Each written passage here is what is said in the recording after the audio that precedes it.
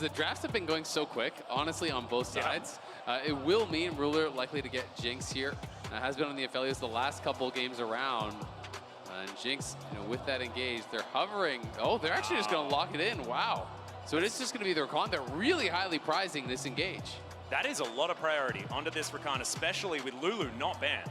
And so now the Aphelios Lulu that has been a premier bottom lane here in at MSI will be able to be locked in if T1 want it. But it's interesting because it just feels like they're prioritizing denying this away from Keria more than like the 2v2 for themselves. Rakan, not that strong of a laner, let's be honest. It's much more about the explosiveness in that 5v5. And they're, again, potentially just going to be going towards all of these threats, all of this backline dive to really focus on Gumayusi, who had a hell of a time in the last game. I think they're just setting up for a Yasuo angle.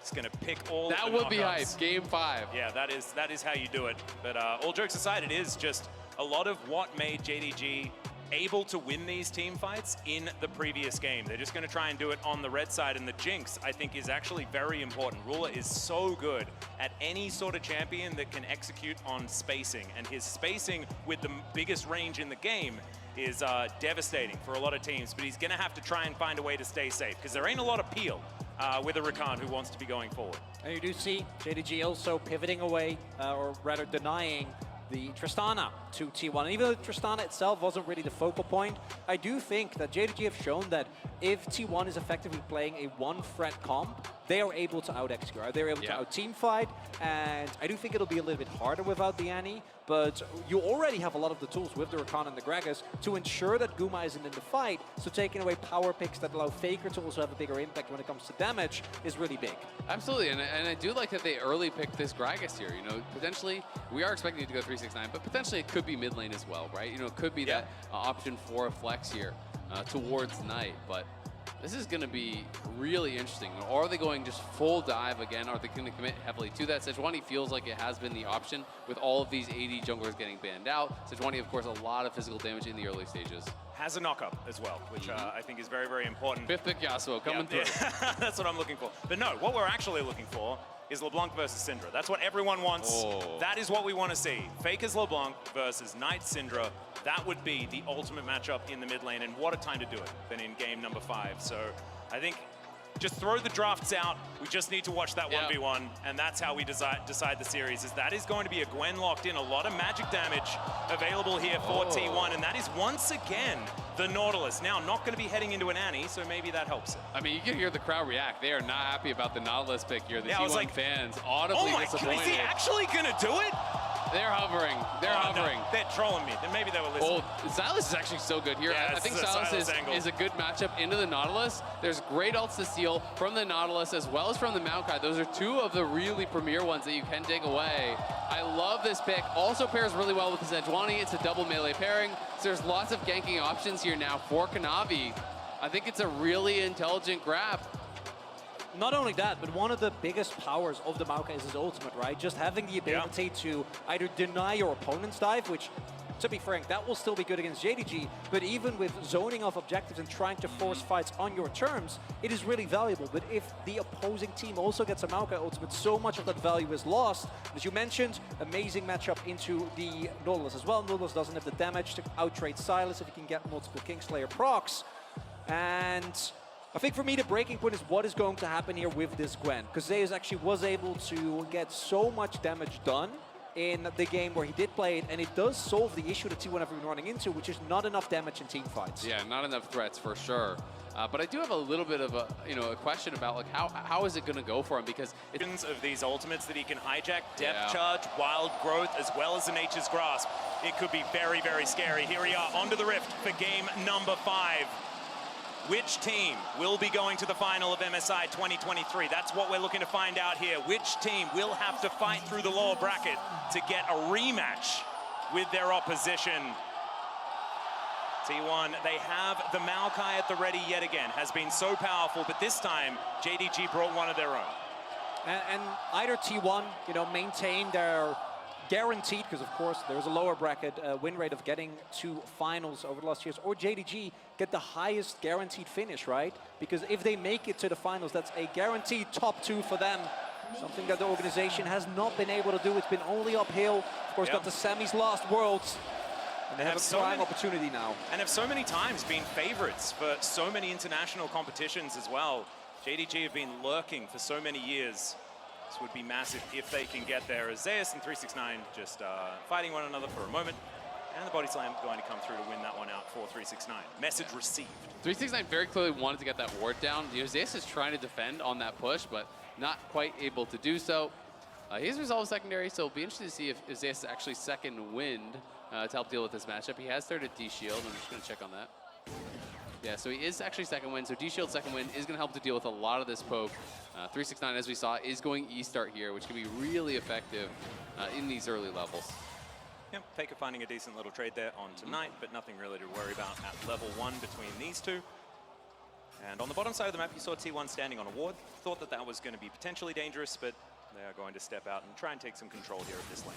And this is one of the major weaknesses of this 2v2 bot lane. You know, Ruler and Missing are not going to be able to contest against Lulu as well as the Aphelios. So they're just going to have to kind of cede control here in this 2v2, and we'll see if T1 can use this as a major point of power, because the Rakan is so much more about the 5v5s, about these skirmishes, than it is about the 2v2 laning prowess, where I don't think they're going to be able to get much of anything done. Well, we've seen this before. Kanavi setting up for a gank onto Faker. Oner, no interest in heading towards the river right now, so we'll see whether Faker can get out of this one or whether he's going to respect Kanavi's potential positioning. He has to wait for his Q cooldown, though. He Q'd over the wall there, and the cooldown is so long on these early levels on Sejuani. Yeah, so especially now. Also do note, as we have seen, if the Nautilus in particular falls behind early on, makes it so much harder to play out. You are going to be one of the main forms of initiation, and now with him spotted, Kanavi might go in more aggressively here. He's invested so much time. If Faker just backs off and doesn't die here, Maokai is 3 camps ahead. Kanavi has waited like for 30, 40 seconds here on this bottom side and gotten literally nothing. They know because they have a ward on Raptors. T1 are saying, why are you not farming your Raptors? You must be looking for something. He did the 3 camp spot, but this ward from Faker sussed out the fact that he would be looking for a gank, completely denied it, and now Maokai is 3 camps ahead. Now they know T1 able to see that Kanavi was indeed just wandering around the map. Going to be taking his Raptors now, but that is going to be a level lead to come through. There is no prio though in top and mid, so Kanavi can still be fine or should be able to pick this up thanks to the help of his teammates. Yep, Faker actually trying to find a bit of a trade here on tonight in the mid lane, but just going to utilize his shield for a bit of extra damage and then back on away. We'll have to see. Can Kanavi actually cross through mid and get double scuttle? Because that would be a way to kind of bail himself out of the situation, but it doesn't look like it with T1 having bot prio. It should be T1 grabbing the bot side scuttle. Especially with Oner now being able to move around. So Kanavi going to move in there as now Faker could be in trouble. He's going to flash, gets the E off to make sure that they are slowed. And the present going to be delivered over to Knight. He says no, but it is still going to be Oner with control of this scuttle. Big win for Knight specifically. No flash on Faker means that he is both a lot safer, gives him the opportunity to play around, but it does not solve the issue, she pointed out, of Kanavi being pretty far behind when it comes to jungle farm. Oner now also going to start his second clear here, and going to be pretty substantially ahead as Kanavi still has had his red buff and his Krugs up this whole time. Yeah. Good bit of pressure here from T1 towards bottom side, but Azael, that's what you've been talking about this whole time. Very difficult for a Rakan and a Jinx to get control against the Lulu Aphelios that has been dominant so far this MSI. Yeah, absolutely, but on the top side, 369 doing a really good job in this matchup again. This is not silent. You don't just get a free lane against Comet Gragas. It is really difficult to actually lane against in those early levels. Once AS gets towards Riftmaker, gets his Leeching Leer, it's getting some more sustain, it becomes a lot more easy to actually deal with this, but in the early levels, 369 is really going to be able to create a pretty good advantage. Yep. They watched Keria back there, so there was maybe a minute opportunity here, but you can see JDG not going to go overly aggressive, and Gumayusi's going to wander his way out. Has once again taken the Ghost on the Aphelios, trying to get a bit of extra movement around, and Faker organizing his minions, utilizing his depth charge. Pretty cute there to make sure that he can keep the wave over his side of the rift. Well, either Keria is going to have to go towards Mikhail's, or they're just going to have to be incredibly careful with their positioning, because if Sejuani ult connects onto Guma, no cleanse for that. Stolen Maokai ult can also be problematic. Of course, there are ways to deal with it. There are frontliners to actually block it for him, but if they're able to get into that backline, it's going to be a problem.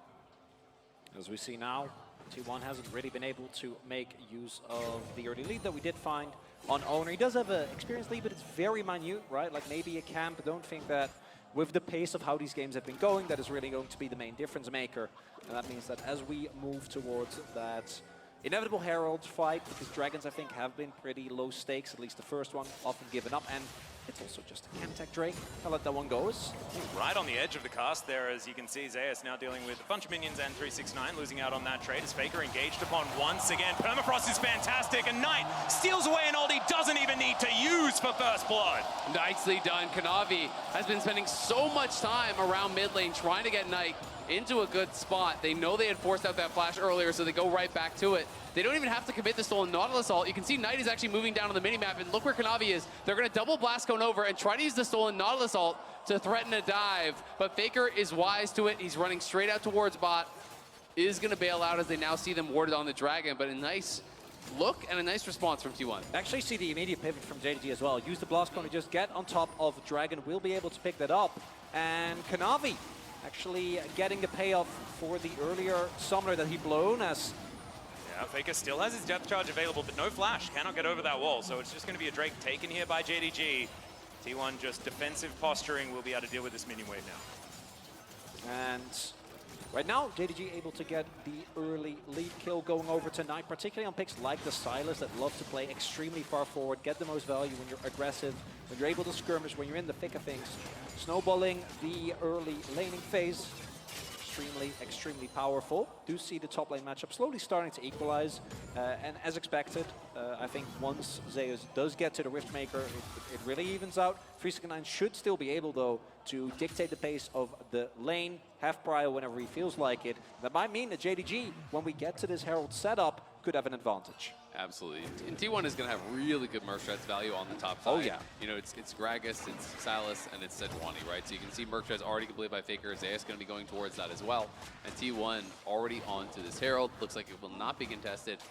Ruler still staying down towards bot. So T1 should just be able to trade this back for that early Dragon that was grabbed by JDG. Yep, just a gentleman's agreement when it comes to these neutral objectives so far. And as we can see on the top of your screen, about 600 gold going to be the lead for the LPL representative. JDG just giving this one up, and it should mean that T1 can also just get us to complete parity when it comes to the gold. And we've basically only seen two games. One is it goes even, T1 wins one team fight and it's over, or JDG gets an early lead like they have now, and keep accelerating, and making that lead larger and completely choking T1 out of the game. And I think the first fights, as Kanavi is here towards the top side, are going to be the big difference maker here.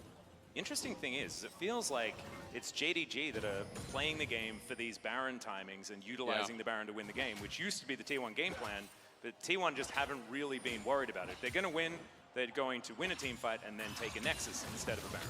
And I think it's just because they won those team fights so dominantly, right? You know, it wasn't like it was a close fight and they have to limp their way over to Baron. They are just getting 5-0s out of seemingly nowhere, and then they can just end the game. They can look for that more aggressive play. And T1 is definitely not a team that is afraid of risk. You know, we saw in that first game where they got the team fight win. They go towards the Nexus. That was really close. Oner's flashing the wall. They want this. Yeah, Nature's Grasp going to come through. The flash has already come down, and in he goes with the Twisted Advance. Nowhere for 369 to go on this one, and Zeus going to grab the first kill for T1. Really big moment here. This Gwen was one of the pain points, with 369 doing a great job in the early laning phase, keeping him on the back foot, and making sure that Zeus has an impact on this Gwen, can make or break team fights down the line. Well, Kanavi just fighting Faker here, does find himself a permafrost proc, and Faker just looking a little bit miffed by the whole situation. There is the Rift Herald down towards his top side, though, as Knight comes on in to try and deny, but it's not going to work out. And it is going to be money in the back pockets of T1. Yeah, nicely done by T1. It's just a great ulti angle there as Knight battling very confidently against those two. You know, Oner had just a great Maokai ult angle where there was not really any escaping that from 369. It was never really going to be able to get out. So really well done. They moved Knight up towards topside, though, to hold that wave. They actually had Kanavi soaking the mid farm in the previous wave. Then they'll send 369 out to collect this one. They can push out top, and then they can actually just swap back and continue in their normal lane assignments. So nice map movement here from JDG to kind of bounce back after a really good T1 play. Yep, just trying to maximize what they can collect. Ruler and Missing do manage to get a crash towards this bottom side, but that plate is going to elude them for the moment. Speaking of plates, one going to go over to 369 as Zeus makes his way back up. Leeching Lear in his back pocket, and the most important item, the Merc Treads, are going to be there as well. Was he just sitting on that pink ward the whole time, or did that actually just get placed as he came up? It looked like he was I didn't know the Just range was sitting that on high. it. Yeah, I think he was just sitting on the pink board. It was there the whole time, so just elected not to actually clean it up. Wanted to go for that play. Does get greeted, so he's going to lose some tempo. It is 369 as expected, moving up towards top, but potentially, you know, T1 could maybe deny a couple minions off that mid. Not going to happen though, as Knight will just now use his TP. Yep, teleport comes back. Ruler does manage to pick up that plate that was on offer. Only a few more minutes before those plates are going to go down as Oner, with the ultimate back available once again, lurking in this mid lane. They've got a lot of CC, but not a lot of damage with this duo. But if Missing's going to face check, could be dangerous, but no, he does have the grand exit, going to get himself out. No really big leads. We do have 369 with an Everfrost. On the flip side, Oner does have Demonic Embrace done, but no mythics for the mid laners, right? Gumayusi not able to finish his item yet, even though, although Ruler actually on this back, able to get the Kraken Slayer. That is a big spike. And Roa just got completed by Knight as well. So, you know, he also bought a stopwatch, right? So that is actually pretty big. You know, he clearly wants to be ready to fight, grabbing that early stopwatch here. They want to go for this 5v5 at this dragon that has now spawned. T1 are obviously first to the area, but Knight will be pushing out through mid, does have the stopwatch available. We'll see if he can find a good stolen ult. Yeah, double teleports available for these top laners as well. We'll see when they're going to come and join this fight, or if they do. Ocean Drake being started by JDG, down to 50% health. As Knight off to the side, spotted by the sapling, and it looks like T1, they want none of it. They've lost control of the area, and they will just give it up. But it's 369 the TP down. Zeus did not, so he's actually going to be able to get a plate top. There's no TP to answer top, so he's going to be able to get a plate. Potentially, no, instead he's just going to actually base, but it will be at least some of these minions denied. Going to be losing about, I don't know, 3 melees maybe. So not the biggest of deals, but at least they do have Prio now to play through sides with Zeus. Yeah, I think when you're JDG, you're also not too unhappy about it, right? You get the 369 in particular has been up in CS, so even with the kill, the goal is very close to even, about a 200 difference, so not going to be a big issue there. And I do think if you have Riftmaker, might expect Zeus to play a little bit further forward there, but at this point, not going to win that 1v1 against 369 just yet, and if you're too far up the lane, might just get blown up. As do see, when we look at the bottom half of the map, even though Gumayusi is up, went for his Berserker Greaves, and as a result is behind on the Mythic time. Yeah, I do think Ruler and Missing have done a pretty good job to get through this lane. You know, as relatively unscathed as they have, they did lose one plate, but it was traded back for another on the other side. You know, Ruler is going to be quite relevant in these fights. The main advantage does kind of feel like it is around mid right now, where Knight has had more pressure. He has been getting that jungle assistance from Kanavi. They've been really trying to attack Faker, who hasn't been as impressive on the Nautilus, it feels like, as some of the other picks in the series. Yeah, not so much. He hasn't been the main character when playing this particular champion, but at least to go back to some previous points, they have both Zeus and Gumayusi. That's what you're going to be looking at on the T1 side. However, it's going to be all about Ruler and Knight this time. Kanavi as well sort of gave up his carry boots that he was wearing in the last game. And so it's him and Faker that are taking a backseat moving into this one. Yeah, and Knight is almost 1k gold up, right? So he is going to have to make a really big impact here. Gumayusi pretty far up. He manages to dodge a couple of abilities, but that is a key flash now on cooldown for T1. Yeah, and remember, he had no cleanse, so he had no choice but to flash there. They committed the heal and the ghost for move speed. Saw it wasn't going to be enough, had to use flash also. And now JDG in a great spot potentially to look for this fight. Remember, Missing has flash and ulti, and 369 is flanking here with his flash, so a tough one to enter for Guma. Yeah, you can see Zeus trying to mark this Gragas. His potential location in this fight. Faker is going to go in. That is going to be Knight stunned up for the moment. Missing could be in trouble. Nature's Grasp not going to find too much value, and now the re-engage is going to come forward. It's a huge knockback on a Gumayusi, who stays alive for so long. Not sure how that happened, but now it's Ruler that is just free-hitting. Zeus is massive in this fight. That's true. Faker somehow manages to curve the anchor, and it's a double kill now for Zeus, but the re-engage is gigantic. And with Ruler and his auto attacks, it's JDG that win the fight. Oh, JDG taking over as Ruler gets a triple kill, kiting back from Zeus. As soon as that shroud expired, as soon as he was no longer immune, everyone from JDG piles in on him. And Ruler just headshots him with the ulti, gets the reset, and they pile through. They'll take the objective as well. And again, 369 is giving T1 flashbacks to what happened to them in their spring finals, because those Gragas flanks are insane, right? Completely splits up the fight. Guma is staying alive somehow for a lot longer than expected, but it doesn't matter because he doesn't actually get to do damage. There are so many flashbacks, actually, Chronicler, because there was an LCK final in summer of last year, and Ruler did a lot of these things in that one as well, as we check it out again. I think he was spotted by this ward, though, but they're not actually reacting to it. Now they try to peel back, but there's the body slam flash. The stolen Nautilus ulti is through as well. Everyone gets in on top of it. As you say, living quite a while there, it must have been a red gun ulti there potentially from Guma, trying to heal him up, keep him alive. This hook from Faker makes you think maybe something can happen, but Ruler's just kiting it back, and the ulti for the double kill comes through. How did Ruler Kanavi and 369 coordinate those abilities so well in the middle of a team fight? He's pumped. Ruler, and because of the placement of the wards, 369 was actually never spotted. He actually moved just out of around, range. was never at any point, and I think by the time you saw Keria move over, T1 seemed to have an inkling that something was wrong, but it was too late. And then that combo between 369 and Knight with the stolen ultimate, beautifully done. And now they're in a great position for this up-and-coming Drake fight. You have to say, though, it was very brazen from T1 to be trying to fight this with no sums on Gumayusi. You know that they have these tools to get in on him.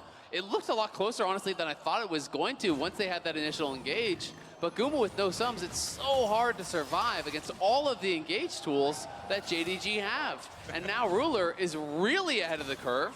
You know, we're going to look down towards the bot lane. It is a 1,300 gold lead down in bot.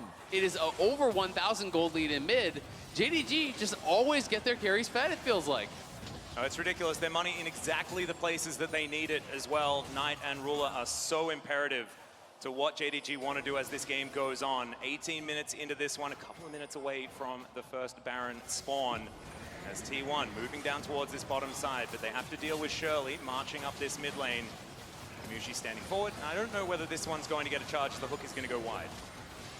Already see the teleport coming through here. Knight on a flank angle. They want to try to potentially dive him, but the Herald can't even get the charge. There's no one there to actually walk it in, so great job by T1 denying that. Because, yeah, you called it out. Knight was on that TP. If they can actually crack the turret, they could go over. Instead, it is JDG actually just starting up this dragon here, and Ruler has all his sums. Didn't have to use his flash on the last fight.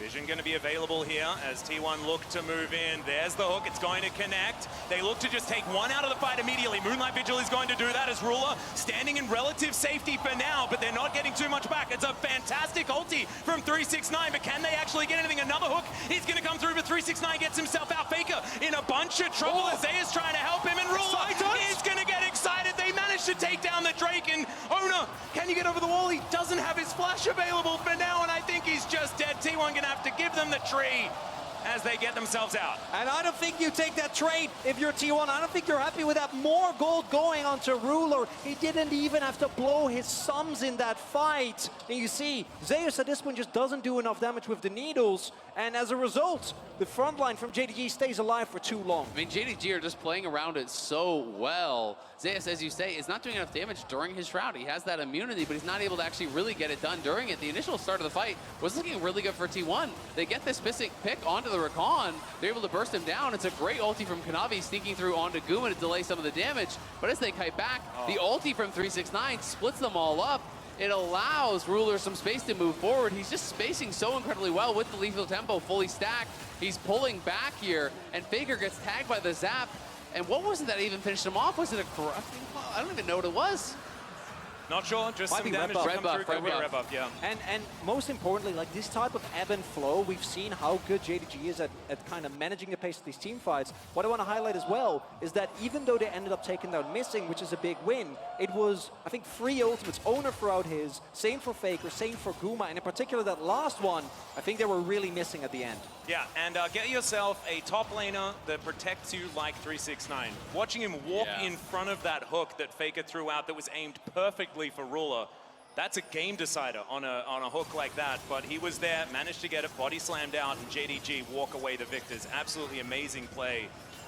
Zeus looking for Missing here, who does have a lot of mobility, so he'll be fine. Does get polymorphed, but gets the grand exit out beforehand. I'm just so impressed by how 369 plays out these fights, right? When there is an angle, he's going to look for the body slam flash onto the backline. When there isn't, he's always going to use this ulti to disrupt the fight, to peel back. He doesn't have to always try to hard force onto Guma. He's always finding something that is very, very effective. He knows when to peel, he knows when to dive. And I think that is the hallmark really of JDG, is their 5v5 and how well they play around Ruler and how well he is spacing, that we've gone through some of these really tense fights and back-to-back team fights. He didn't even need to use his flash. now he's bearing down on this outer turret in the mid lane. Looks like Gumayusi's going to have enough friends in order to take this one down. The rapid fire is also now completed, right? So the range advantage becomes that much larger now for Ruler. Yep, Ruler's favorite item in the game. Just loves building it, no matter what anyone tells him ever. He will always build that item. The added poke is so valuable for a lot of these players to maximize the damage. As now Kanavi just bearing down onto Oner. Permafrost is going to stun him up as the hook is going to land there from Faker. They're not hard committing onto this little skirmish off to the side as Gumayusi sidesteps the zap. Yeah, and they did get the dash there with the Gale Force off of Guma. The Everfrost was coming through from 369. And T1 has got to answer top. Nidus has been pushing it again. It is JDG playing more heavily to the sides. Despite the fact that it is Zeus here on the Gwen. They're the ones threatening. They're looking for it as Oner. He's so incredibly low. Nature's Grasp now picked up by Knight, but they're not going to invest it on the low health Maokai. Keria goes back, Shirelli is now picked up, and they will be able to claim this outer turret in the mid lane. Full information on the reset. Yeah, it would have been a disaster for T1. They were off of the back of 3 item finishes, right? Actually being just shy of the Shirelias, the Infinity Edge, and the Nashor's Tooth. So nice opportunity, and JDG, even without the fight, they're able to get themselves the mid lane turret, start choking out T1 again, which is very much how they won the 2 games that they've won thus far in the series, right? It's these type of leads just being drawn out further and further. I mean, I just think there's so much pressure on Zeus to really be the X factor, because Ruler is so far ahead as far as that bot lane matchup goes. Again, Faker is way behind. He's a full item completion behind.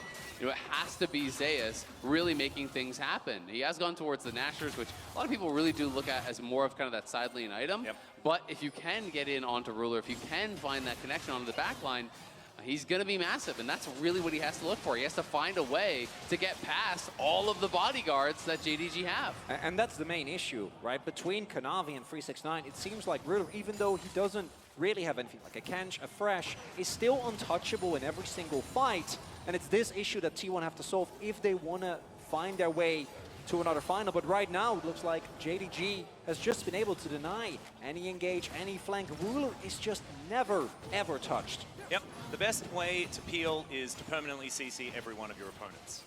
And that is the JDG strategy for this one. And so far, it has worked out, especially in the previous game. And now with all of that extra range, Ruler on so much comfort with this Jinx. Been watching him play it for years now, and he has always been that insurance policy. Well, are T1 just going to start this up? 5 members top, yep. Sure. T1 Baron, this is the signature. All right. They're going to be moving up, clearing out the vision. Will they actually start it? They want to at least draw JDG in.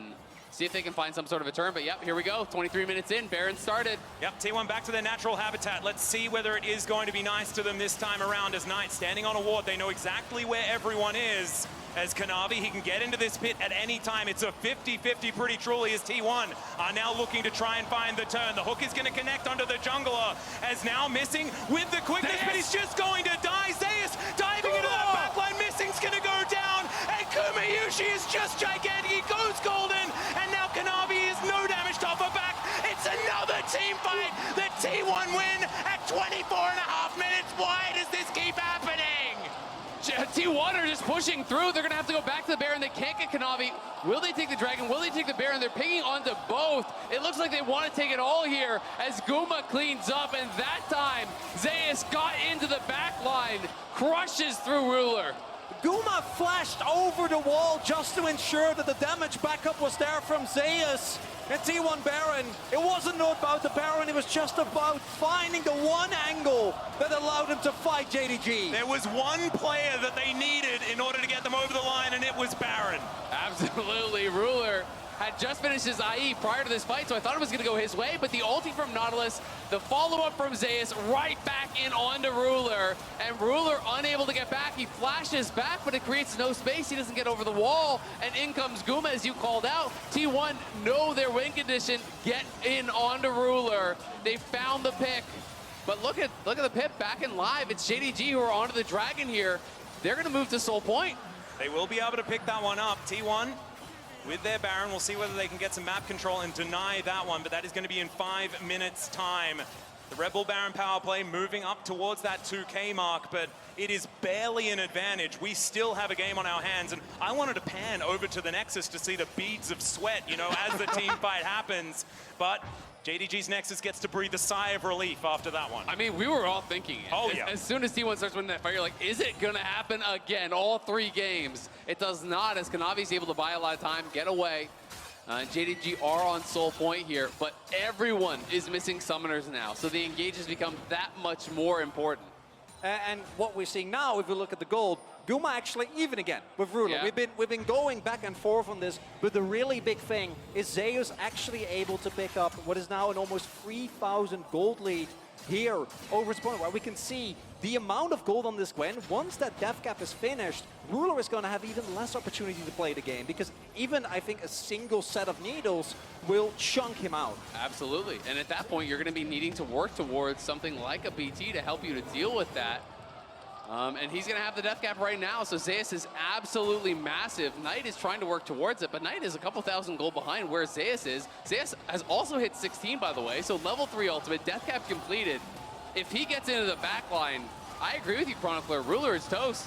And I think it's actually so fun to watch, though, because when the game has these 2 hyper carries that are so evenly matched, you have to look to the next rung. And in this game, it's Zeus that is stepping up. But Knight, he's on the sylas. And you can always find angles. You can always find windows if you have the access to about 1,500 different ultimates within a team fight, and he is so close to level 16. Absolutely, and if he can get that 16, if he can get his death cap as well, things can really start to get more difficult. Look at 369 though, he is threatening over the wall here. I think they're just gonna give up the tier 1.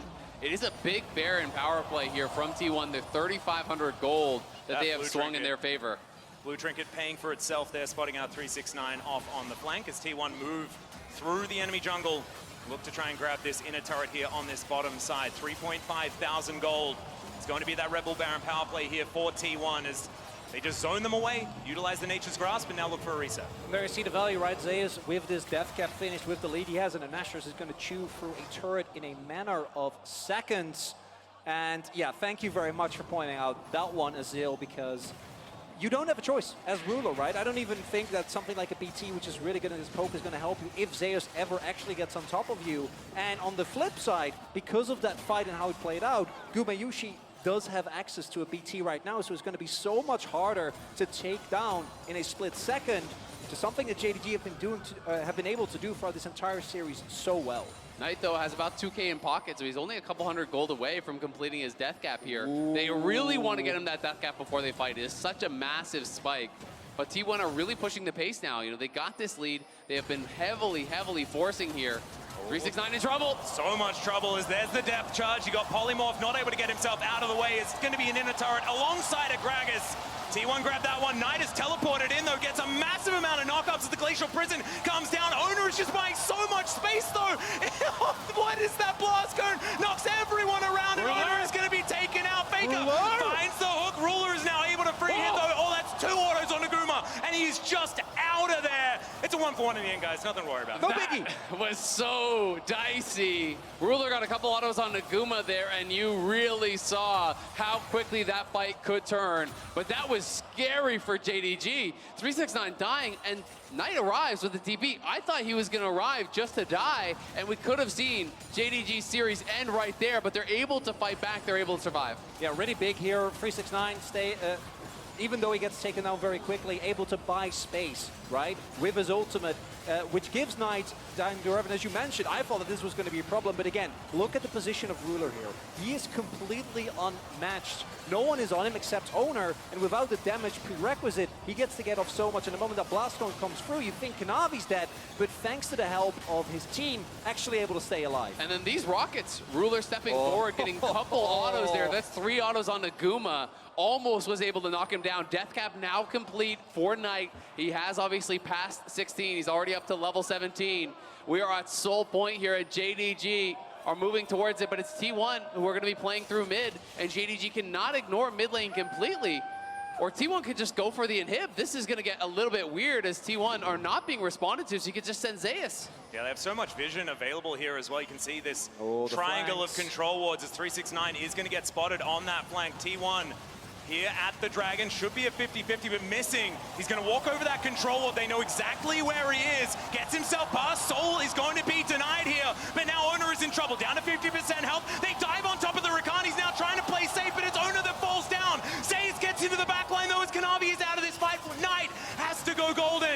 and now it's just protect the ruler for JDG. They get themselves out, but they don't get the Drake. It's Drake for Tree. Yeah, only Oner goes down though, and with Oner down, JDG might try to get a reset in and hard run towards this Baron. T1 is starting it without a jungler. T1 are starting it. What? Okay, well now full information is there as well because they get the blue trinket down.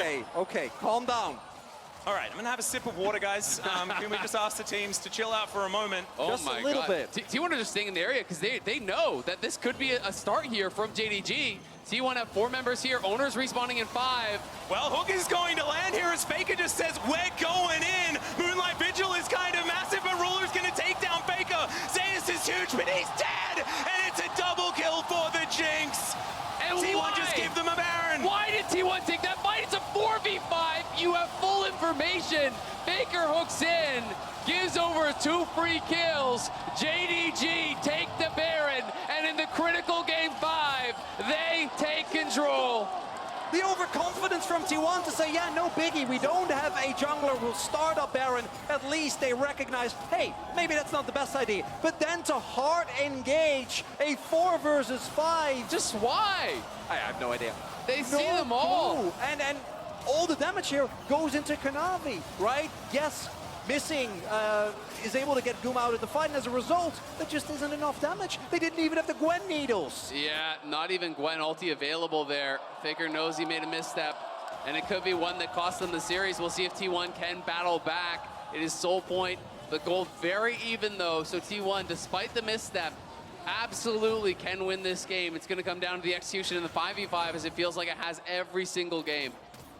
My goodness, the intensity of this game is just absurd. The last game 5 we saw, it was over in 24 minutes in the blink of an eye, and this one, it is just neck and neck the entire time. JDG with a massive lead though in the fact that they have the Baron.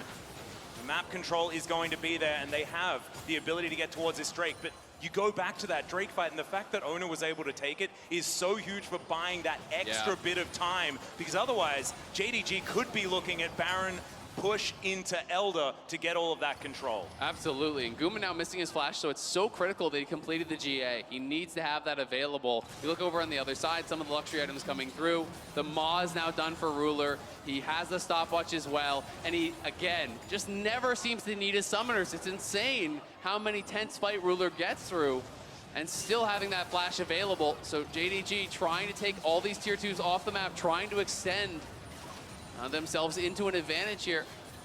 5 turrets apiece. Gentlemen, it is 60,000 gold, 500, versus 60,000 gold, 900. There is nothing in it between these two squads. It's going to come down to team fight execution both times. Who has the vision in the right areas? Who is spotting the flanks? And right now, it is T1 trying to get into position.